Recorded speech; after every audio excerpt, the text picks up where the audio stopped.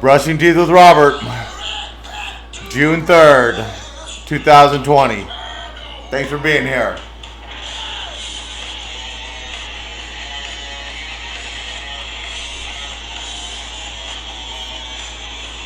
The world's on fire. June 3rd, 2020, world is on fire. That's my report. Sorry, I got shit on my teeth. I ate lasagna.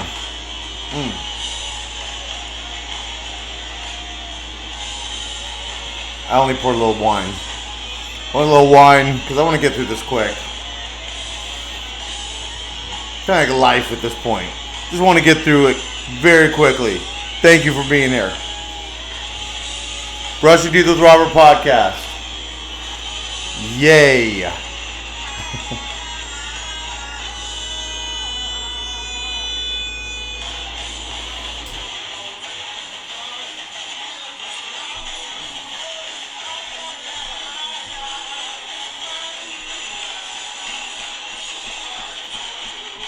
Guar doing Kansas's Carry On My Wayward Son. I feel like we all need this.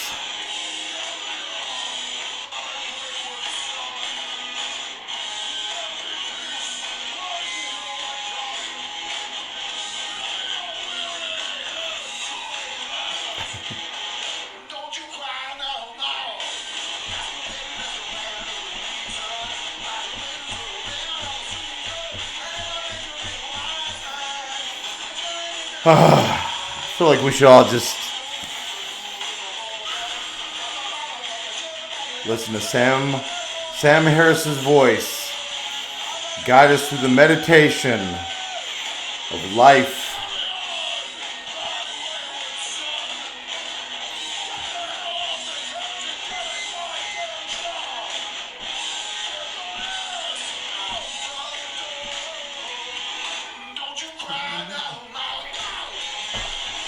So, welcome to the Brushing Teeth with Robert podcast, June 3rd, 2020. You're here, I'm here, we made it to Wednesday. How did we make it to Wednesday? How did we make it here? I don't know. Do you? All I know is we made it here, alright? We did. And I'm glad you're here, I'm glad you're healthy, glad you're staying safe. Hopefully you're staying sane. If I'm staying sane, you're staying sane. All right? I know if I'm not going crazy, you can't be going crazy. Got a story about that in a second. So, thank you. Thank you for being here. Thank you for listening to a little Guar with me this afternoon. Coming to you from, of course, Dallas, Texas, in North Oak Cliff, or as they call it, South Dallas. So, thank you for being here.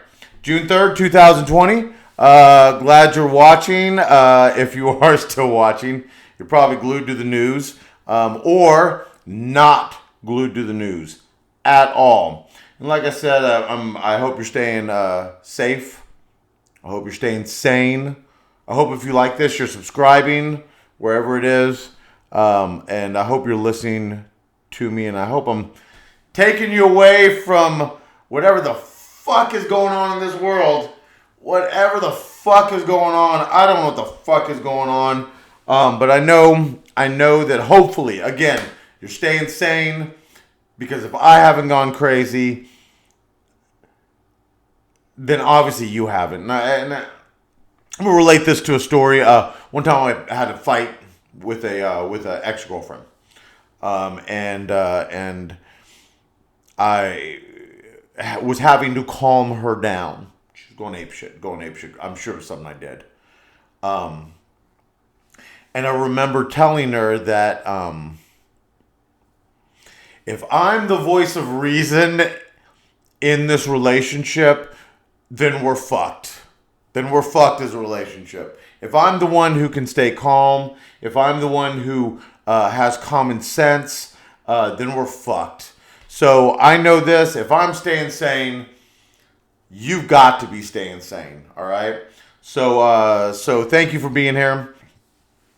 I don't really want to dwell on much that's going on in the world right now, but I don't prepare anymore for podcasts, obviously.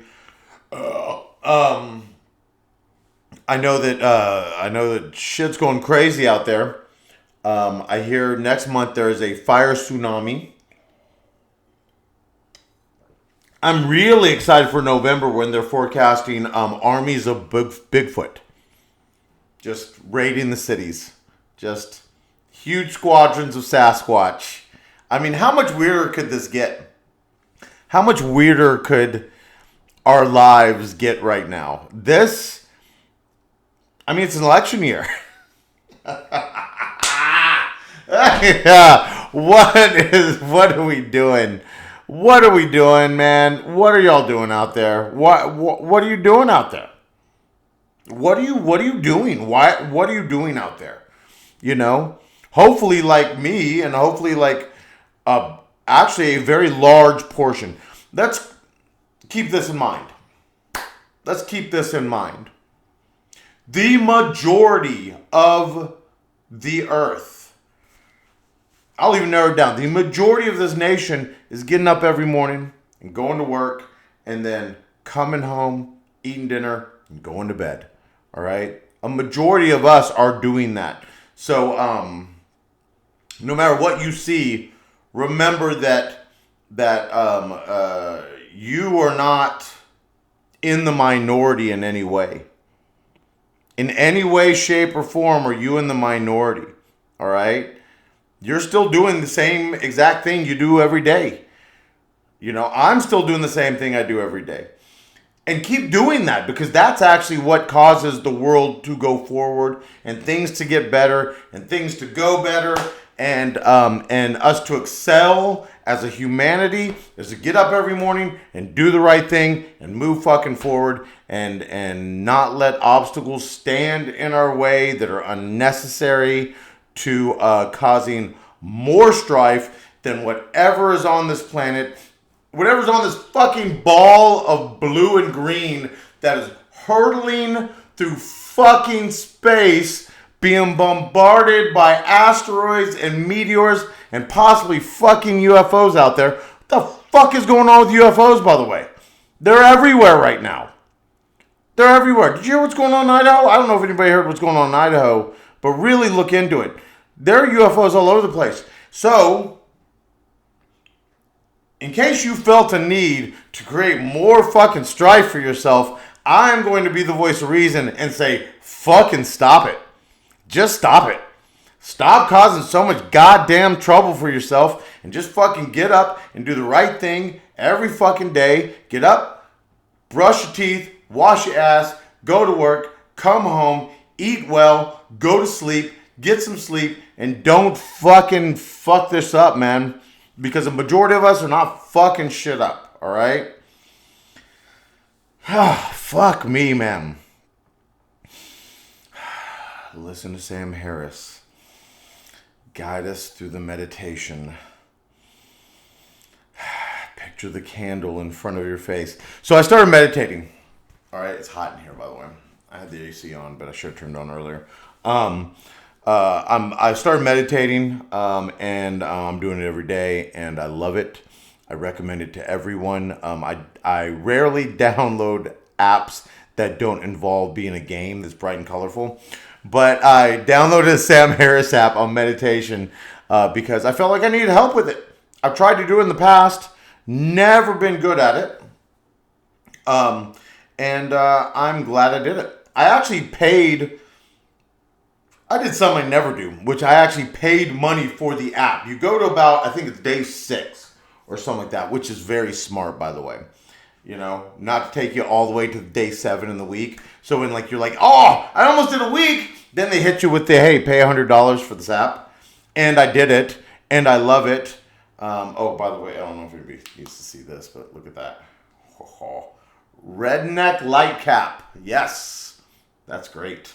Look, oh, I can see it. Look at this. That's even better with the meditation. Look. Open your third eye. Let it shine through. Listen to Sam Harris's guiding voice. Open your third eye. So that's enough of that. So I started doing meditation and I love it, and it's centering me. Maybe it's not centering me, but at least it's giving me a calming 10-minute breath when I do it, and it's allowing me to concentrate and listen to myself on the inside. And there are certain things I'm coming to listen to in my brain, and a lot of them are my mistakes. A lot of them are my mistakes, and I'm okay with that. As you know, I've been very honest about mistakes I've made during this podcast, and not with the podcast itself. I already know it's kind of a piece of shit podcast that I'm slowly trying to do something with.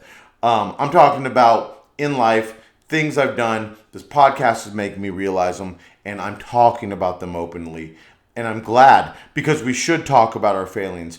The sense of humility that comes with self-deprecation and inner thought in order to admit our mistakes are fantastic, and they're worth it. And we should be doing that as a populace. Everybody should be thinking about our fucking mistakes. And I'm going to tell you about a mistake I made one time that I've always felt very bad about, and I don't think many people know. And no, I'm not going to tell you about me killing somebody.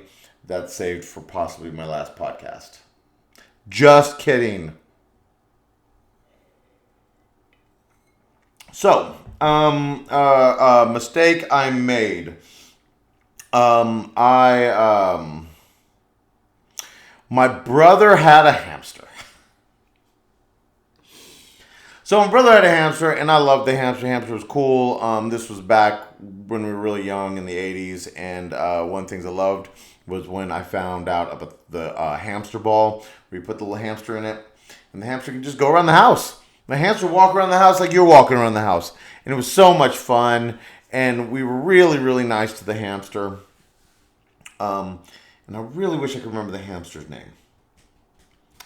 I'm going to sidetrack real quick.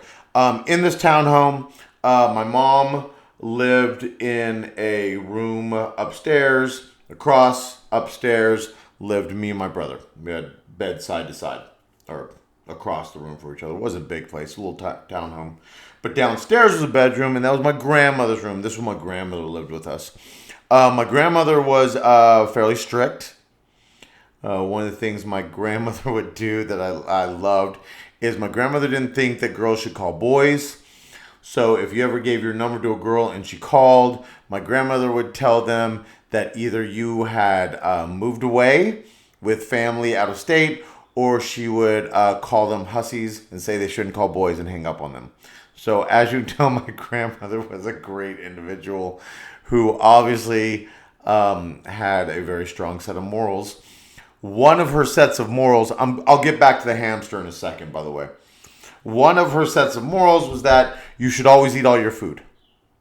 You should always eat all your food. All the food on your dinner plate should be eaten, and she would not let you get up. Well, I was not a picky eater. I had no problem eating. I was the kind of kid that ate like spinach that they gave you at lunch at school, and I not only ate mine, but I ate other people's. Like, I've always loved all food.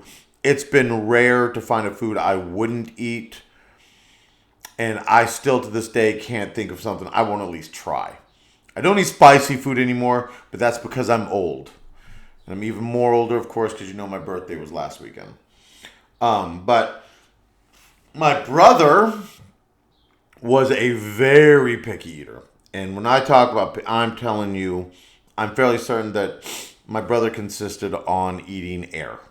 Like, I think that's all he would eat. Like that and maybe sugary cereal, of which we rarely had in my house.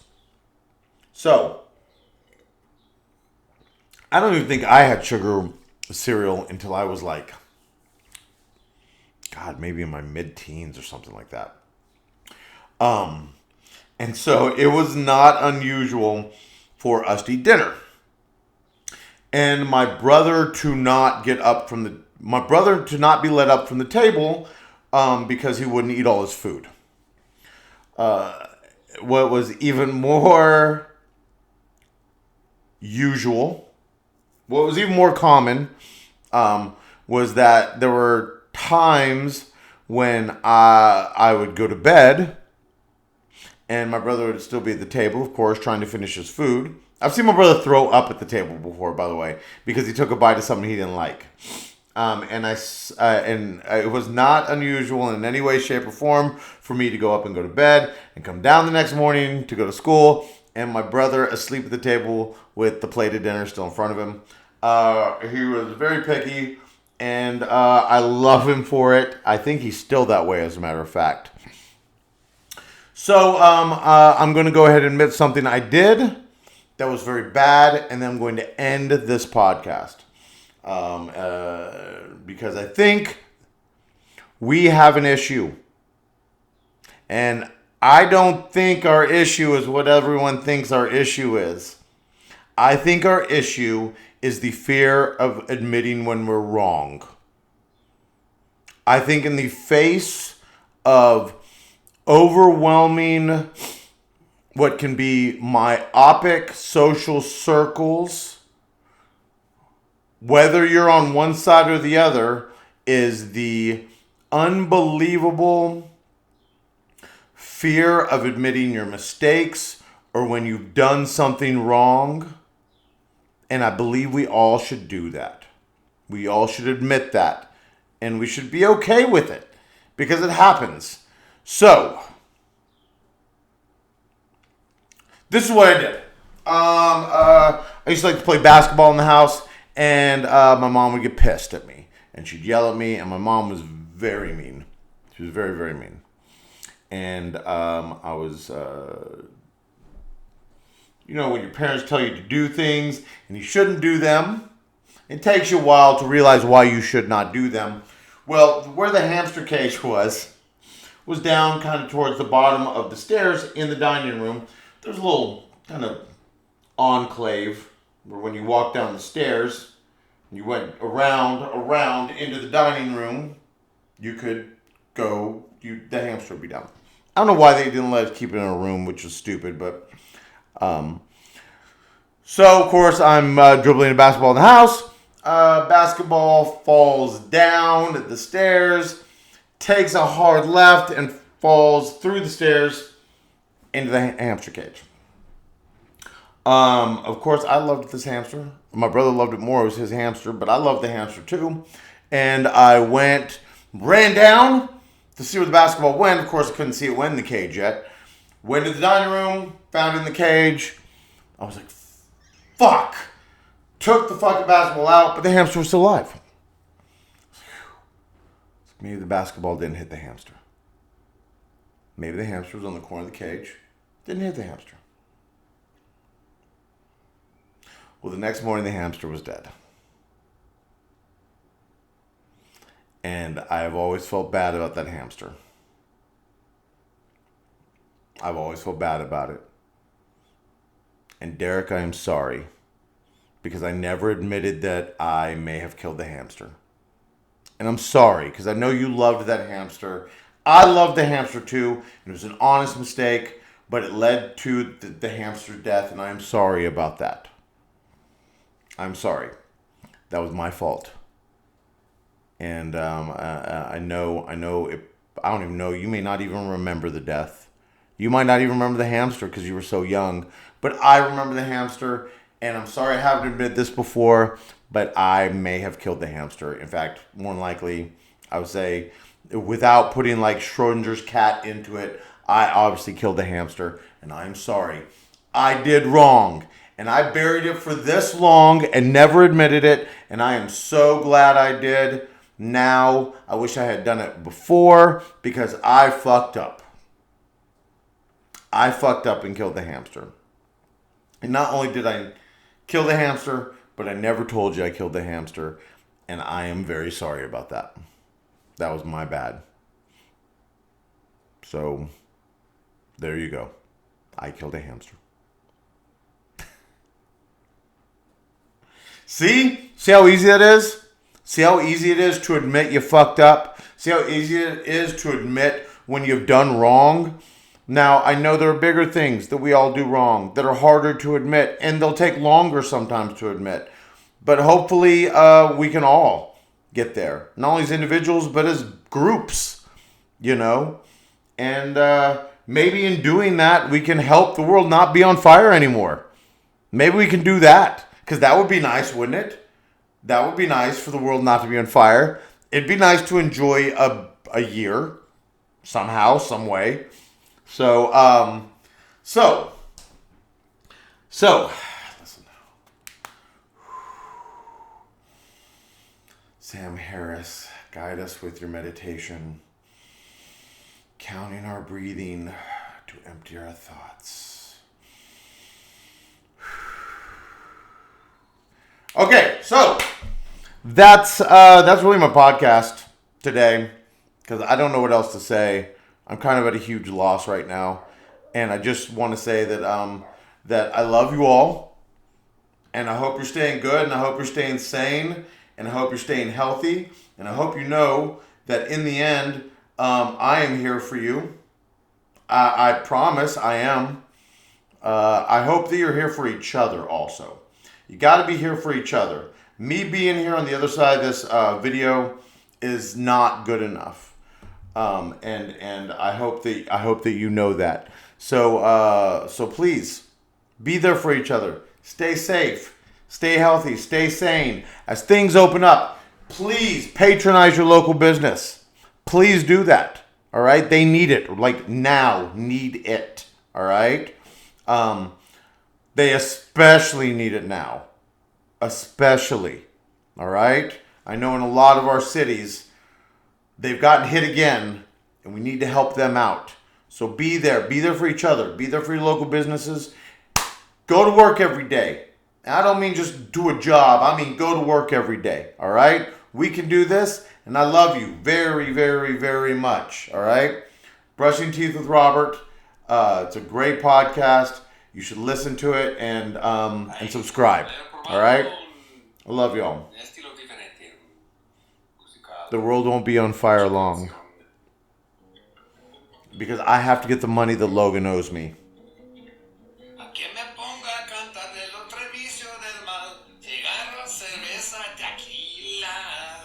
Cheers. We'll get through this. Brushing Teeth with Robert. June 3rd, 2020. Thank you for being here. I appreciate it. Keep listening if you want. They seem to be getting short lately, but they'll get longer, I promise. As things get different. Ay, ay, ay, ay.